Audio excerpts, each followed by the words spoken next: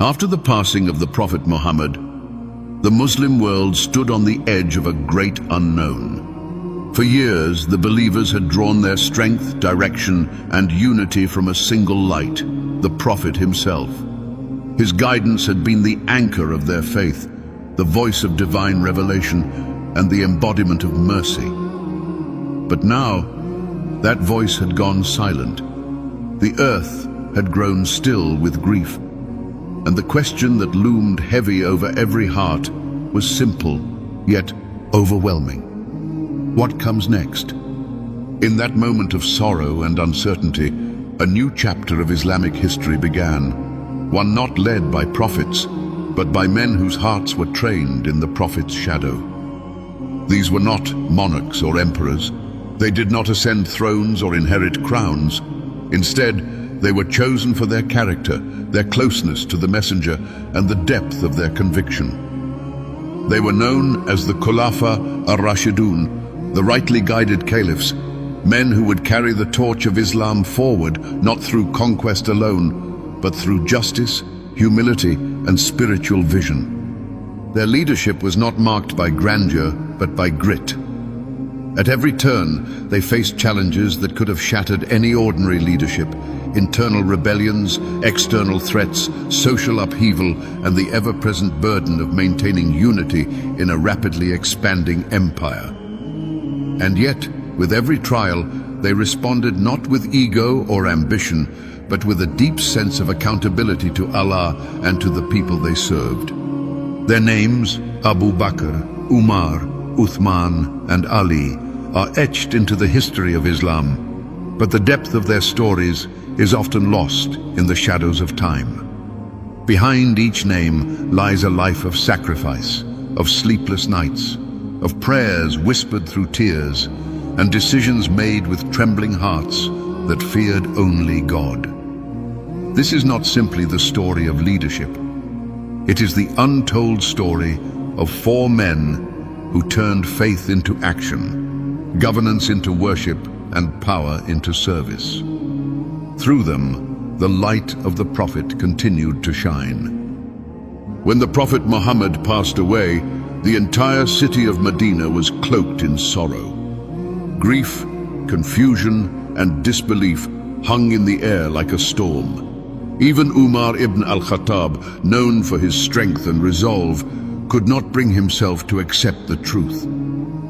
He stood before the people, sword in hand, warning that anyone who claimed the Prophet had died would feel his wrath. The atmosphere was heavy with uncertainty, hearts fractured by the weight of loss. And then came Abu Bakr. With steady steps and eyes filled with pain, but anchored in faith, Abu Bakr walked into the Prophet's mosque.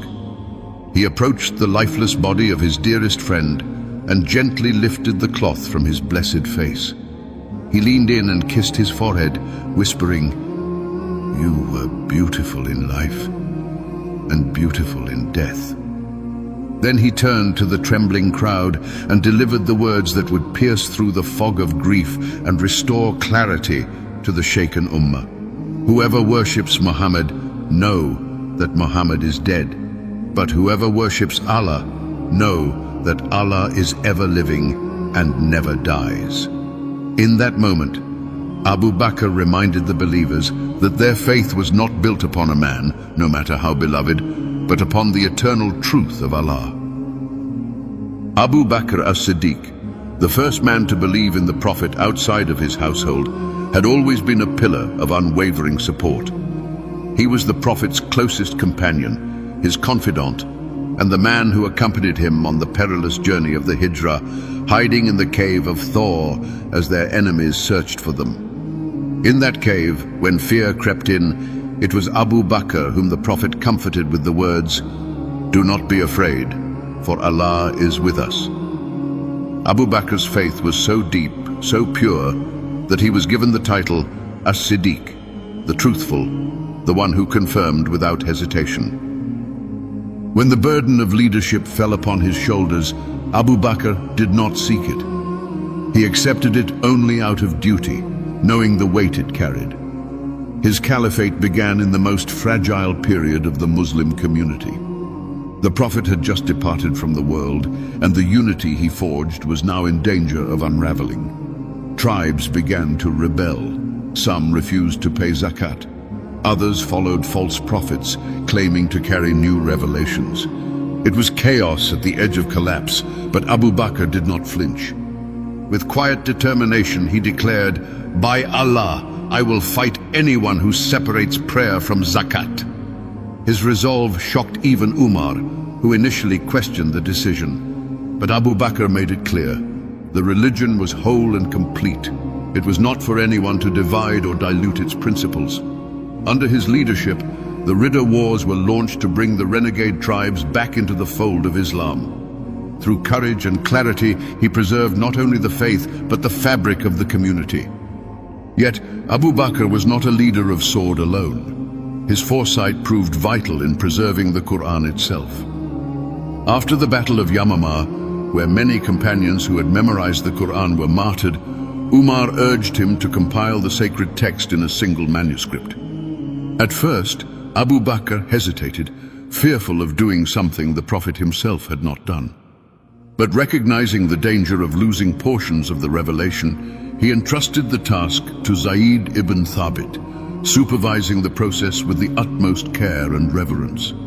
This act of preservation would become one of the greatest services to Islam, ensuring that the words of Allah would endure unaltered for generations to come.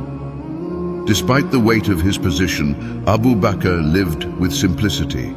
He continued to work in the marketplace even after becoming Caliph, until it was pointed out that he could not serve the people and maintain his trade. A modest salary was arranged, just enough for him and his family to live. He led with humility, never allowing the power of leadership to cloud the purity of his intentions. His home remained humble, his heart remained soft, and his eyes were often filled with tears in prayer. Abu Bakr's caliphate lasted only 2 years, but the legacy he left behind was immense. He stabilized the foundation of the Muslim state, quelled internal rebellion, preserved the Quran, and ensured that Islam remained intact at a time when it could have easily fractured. As death approached him, he remained calm, knowing he had done his duty. He chose Umar as his successor, not out of favoritism, but out of trust in his leadership and sense of justice. He was buried beside his beloved Prophet, in the chamber of Aisha, where the fragrance of revelation still lingered. And just like that, the man who had stood by the Prophet in life and in death, who had been his shadow and shield, returned to the dust, leaving behind the unshakable imprint of a friend who never wavered, a leader who never faltered, and a believer who never doubted. In Abu Bakr as-Siddiq, the Ummah found its anchor. Through him, the transition from prophecy to leadership was made not with grandeur, but with grace. He proved that true strength is quiet, and true leadership is rooted not in power, but in unwavering devotion to truth. When Umar ibn al-Khattab became the second Caliph of Islam, the world already knew his name. Before Islam, he was known for his strength, his fierce temper, and his commanding presence in Quraysh society. But when the light of Islam entered his heart, it transformed him into something greater. The same fire that once fueled his opposition to the Prophet Muhammad now burned with unwavering devotion to truth, justice, and the service of Allah.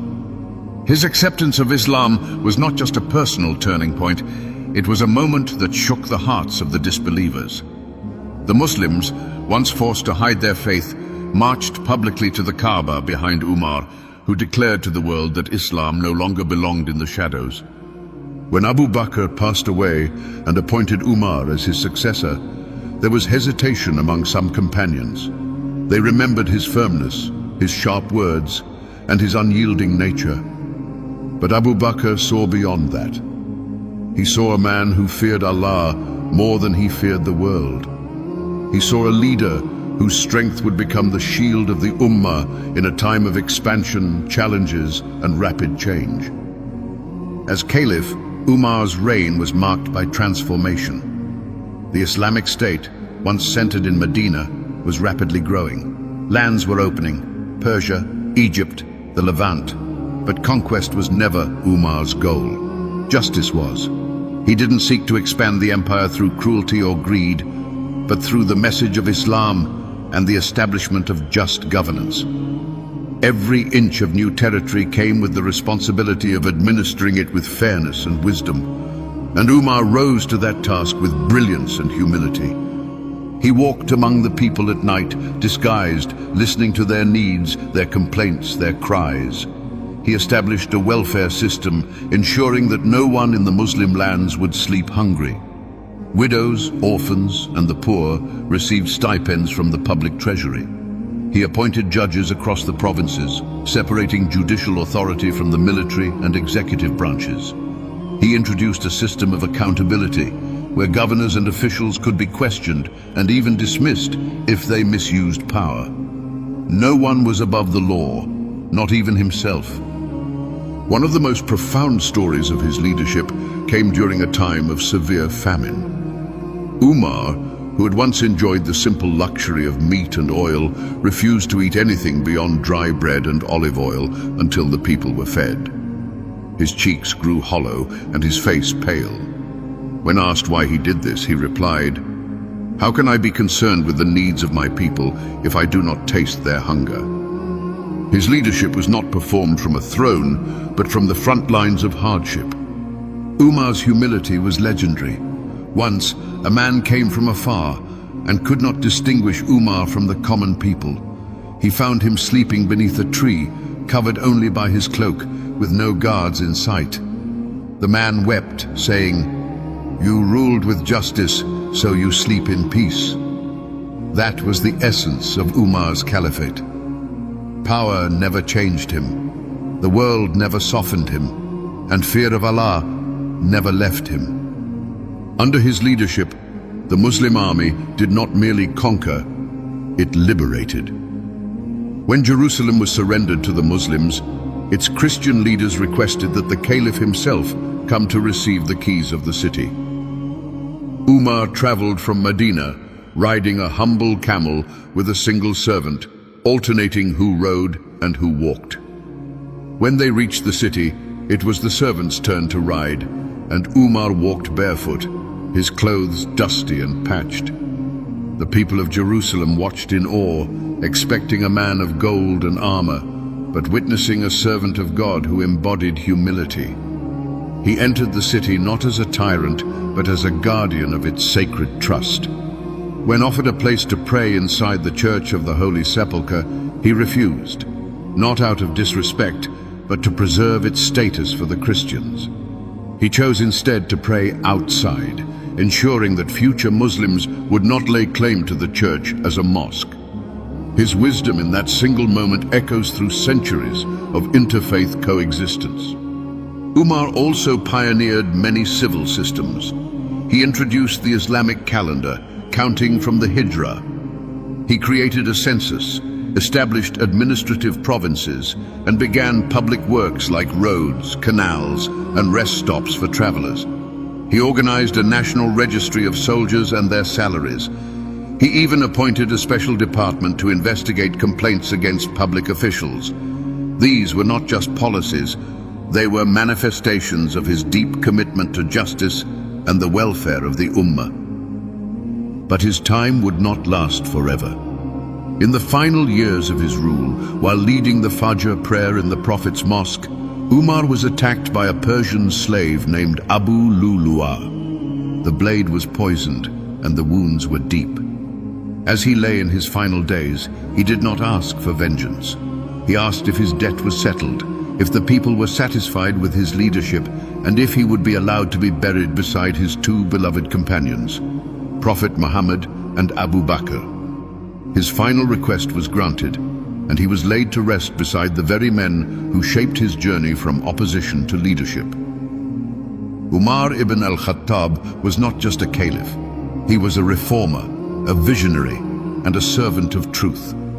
He took the raw materials of a new faith and built a civilization upon them, one that would inspire generations.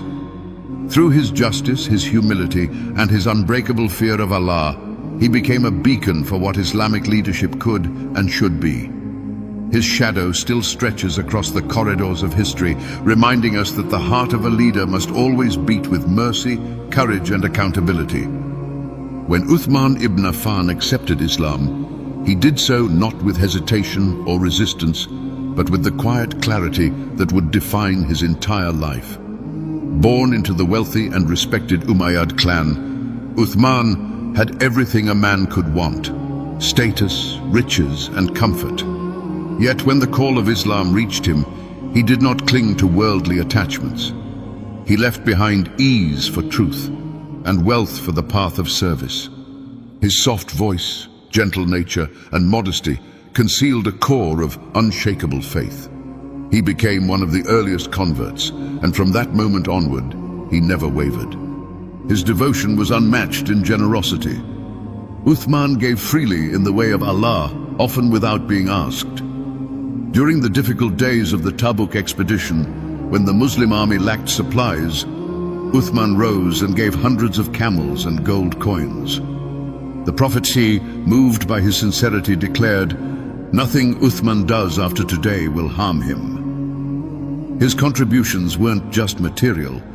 They were spiritual offerings, rooted in a heart that saw wealth not as power, but as a trust to be used for the Ummah. Uthman's love for the Prophet was personal and deep. He married not one, but two of the Prophet's daughters, one after the other, earning him the title Dul Nurayn, the possessor of two lights. When his first wife, Ruqayya, passed away, the Prophet offered his other daughter, Kulthum, to him in marriage. There was no other man honored in such a way. The Prophet once said that even the angels were shy before Uthman. He carried himself with such gentleness and modesty that those around him instinctively lowered their voices and softened their demeanor in his presence. When Umar ibn al-Khattab was martyred, the choice of the next caliph came with great caution. A council of 6 companions was formed to decide who would carry the torch of leadership. After careful deliberation, all eyes turned to Uthman. He was known not only for his piety and kindness, but for his deep sense of duty and justice. Though leadership was never his desire, he accepted the role with humility, knowing that the responsibility was heavier than gold. Uthman's caliphate began with blessings and expansion. Islam's reach grew across North Africa, deeper into Persia, and toward the borders of the Byzantine Empire. But with growth came challenges. As the diversity of the Muslim world increased, so too did the differences in language, dialect, and culture. One of the most pressing issues that arose during his time was the variation in Quranic recitation. People in far-off regions were beginning to dispute over how verses were to be read. The unity of the Muslim Ummah was being threatened, not by external enemies, but by internal confusion. Uthman took a decisive step that would forever shape Islamic history. After consulting with companions, he ordered the standardization of the Quran. Using the manuscript that had been compiled under Abu Bakr and preserved with Hafsa bint Umar, Uthman appointed a committee led by Zayd ibn Thabit to make copies in the Qurayshi dialect, the dialect of the Prophet Pain. Once complete, these standardized mushafs were sent to key cities across the Muslim world. All other personal copies and regional variations were respectfully collected and destroyed to prevent further discord. This act, though controversial in the moment, was a visionary move. It preserved the unity of the Quran and ensured that every Muslim, regardless of location, recited the same words, unified, unchanged, and protected. To this day, the Quran as we know it is the direct result of Uthman's action. Yet the later years of Uthman's reign were not filled with the peace his character reflected. As wealth entered the Muslim lands and the early simplicity of the Medinan days faded, so too did the contentment of some hearts. Distant provinces grew restless. Some began to accuse Uthman of favoritism, claiming he appointed family members to governorships. Though many of these accusations lacked context or understanding, unrest grew. Uthman, ever gentle, believed in reconciliation and patience. He did not respond with force. He did not imprison dissenters. Instead, he opened his doors and welcomed dialogue, hoping to calm tensions through love, not fear. But the storm that was brewing could not be stilled by kindness alone. A group of rebels from Egypt and Iraq made their way to Medina. They surrounded Uthman's house, cutting off food and water. The companions of the Prophet, including Ali ibn Abi Talib, tried to mediate and protect him. Uthman, however, forbade anyone from shedding Muslim blood in his name. He knew that fighting back would spark civil war, and so he waited. He prayed, he fasted, and he read the Quran.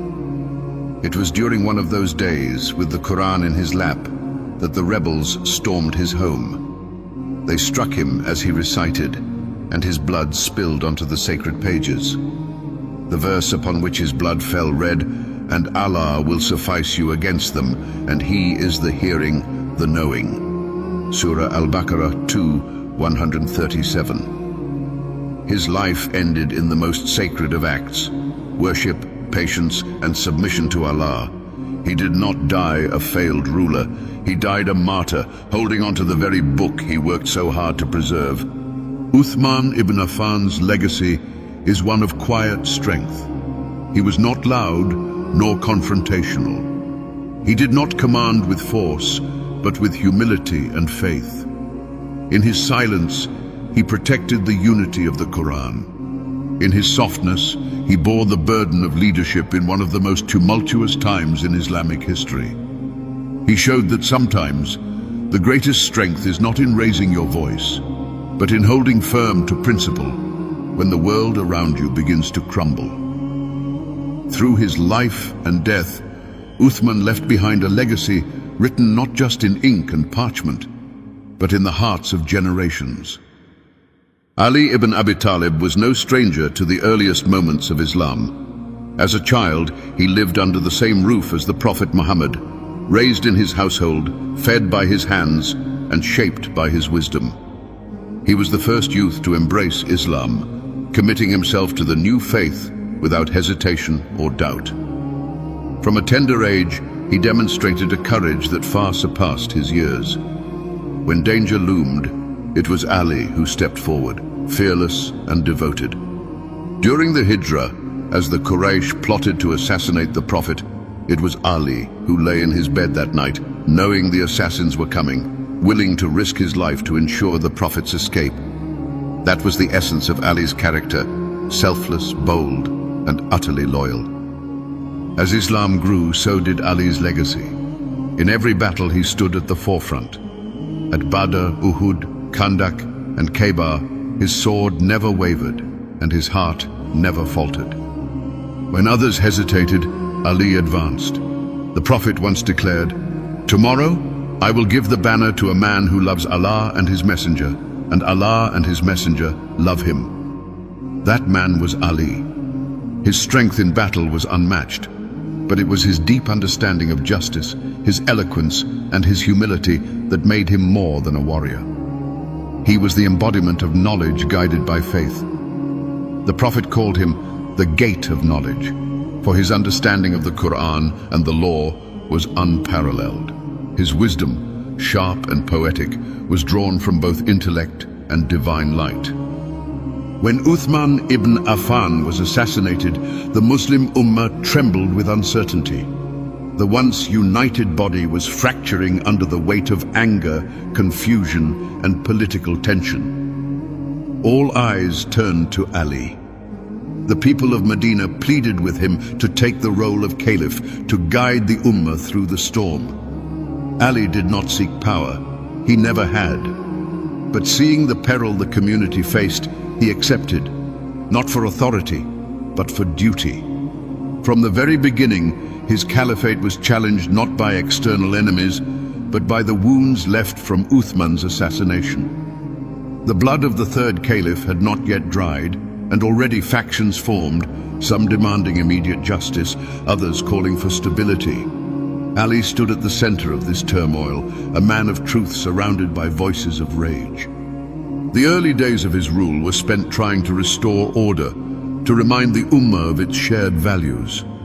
Ali moved the capital to Kufa, a strategic and political decision meant to strengthen his position in a time of growing unrest. Yet, even as he tried to heal divisions, conflict erupted. The first major trial came with the Battle of the Camel, where two prominent companions, Aisha bint Abi Bakr and Talha ibn Ubaidullah, led a contingent demanding vengeance for Uthman's death. Ali, grieved by the confrontation, sought peace, but misunderstanding and manipulation led to bloodshed. Even in war, Ali restrained his forces, forbidding them from harming the wounded, chasing the fleeing, or looting the camps. His aim was never victory for ego, but justice with mercy. Another painful chapter followed with the Battle of Siffin, a confrontation with Muawiyah ibn Abi Sufyan, the governor of Syria and relative of Uthman. Muawiyah refused to pledge allegiance to Ali unless the murderers of Uthman were brought to justice. The battle ended not in decisive victory, but in arbitration, an agreement that ultimately weakened Ali's position and split his supporters. Out of that split rose the Khawarij, an extremist group that turned against both Ali and Muawiyah, declaring anyone who did not meet their rigid definitions of righteousness to be a disbeliever. Ali, always principled, refused to give in to extremism or political convenience. He confronted the Khawarij at Nahrawan, reluctantly engaging them in battle only after all efforts at reconciliation had failed. Through all this turmoil, Ali remained a pillar of integrity. His governance was marked by an uncompromising sense of justice. He treated the poor and the wealthy with equal fairness. He walked the streets at night, tending to the needy. He lived simply, often patching his own clothes and eating the coarsest food. He did not seek riches or comfort in power. Rather, he carried its burdens with humility. His letters to his governors are still studied today, filled with profound instructions on ethics, justice, and the responsibilities of leadership. In one such letter to Malik al-Ashtar, his appointed governor of Egypt, Ali wrote, "Remember, O Malik, that you are a servant of Allah and you are appointed over the people, so do not become a predator over them." But his time as Caliph was destined to end in heartbreak. One morning, as he entered the mosque for Fajr prayer in Kufa, a man named Abdur Rahman ibn Muljam, a member of the Khawarij, lay in wait. As Ali bowed in prostration, the assassin struck him with a poisoned sword. The wound was fatal. In his final moments, Ali was calm. He uttered the words, "By the Lord of the Kaaba, I have succeeded." Even in death, he remained focused not on this world, but on the next. Ali ibn Abi Talib's life was not defined by the throne he held, but by the truth he lived. He was a scholar, a warrior, a poet, and a judge. He was the voice of conscience in an age of chaos. While others fought for power, he stood for principle. While others chased wealth, he walked in humility. His legacy is not written only in history books, but etched into the soul of Islam. Through his trials, we see the cost of truth. Through his strength, we understand the meaning of sacrifice. Through his leadership, we glimpse the depth of prophetic guidance lived fully in a man devoted to Allah above all else. The lives of Abu Bakr, Umar, Uthman, and Ali were not simply chapters in history. They were luminous beacons, guiding a fledgling ummah through its most fragile and formative years. Though each caliph walked a different path, their hearts were aligned in purpose. They were men of vastly different temperaments. Abu Bakr's quiet resolve, Umar's fiery sense of justice, Uthman's soft-spoken generosity, and Ali's deep intellect and unwavering principle. But they were united by one thing: a love for the Prophet and a devotion to the path he left behind.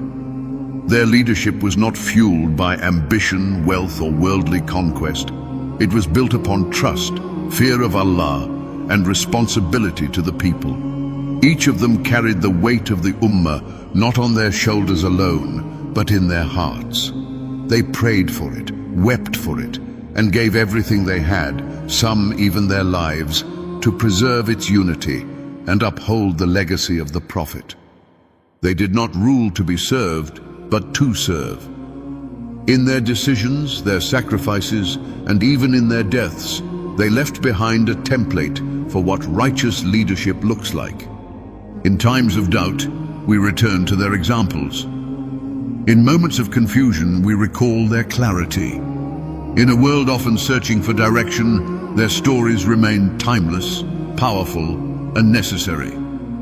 Together, they were not just four leaders, they were four lights, distinct in color, yet shining upon the same path. A path carved not by sword or crown, but by faith, truth, and submission to Allah. And for those who follow their footsteps with sincerity, that path still shines today, leading not only through the trials of this world, but toward the eternal peace of the next.